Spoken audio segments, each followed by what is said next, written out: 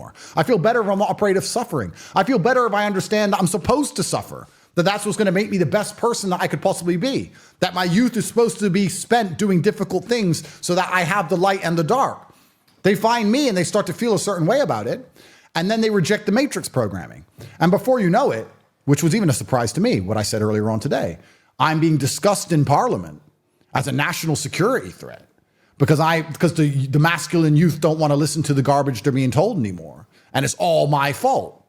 And then you get down to a really crazy level, a real scary level, because once you're a national security threat, all bets are off at that point. When I was in jail, there was a huge protest organized. 200,000 people were going to protest in London. And from my jail phone, I said, don't do it. Because if they start breaking windows, if they start doing, I'm never getting out. They're going to keep me there. Because they're going to say, look what Andrew Tate did. Mm-hmm. And this is, again, how unfair the system is, right? Because when you're large online, millions of people listen to you. Millions of people listen to me. But they make you responsible for every single person who's ever listened, especially if that person does something wrong. If I speak and 10 million people listen and one of them's an idiot, one of them's a moron, and goes and does something stupid, they're going to say, I made him do it. They're going to blame me. Now, if I listen to a Taylor Swift CD and then kill myself, they're not going to say Taylor Swift made me kill myself. No, of course, because she's on their team. Right. But if you're not on their team, you're responsible for everything bad that's ever happened with your name even remotely connotated.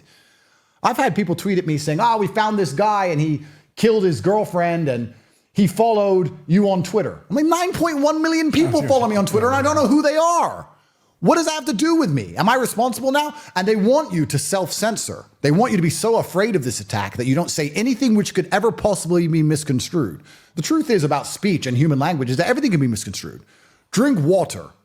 It's good for you. If you don't, you'll die. Drink too much, you drown. If I say drink water and someone drowns, it's my fault. I'm a bad person. Mm-hmm. You can't win this game. Right. You can't win this game. And this is how they attack. And I think that a lot of my worldviews and a lot of my I do think that the human mind finds cope. I do think the human mind adopts a framework which allows them to exist inside of their reality most comfortably.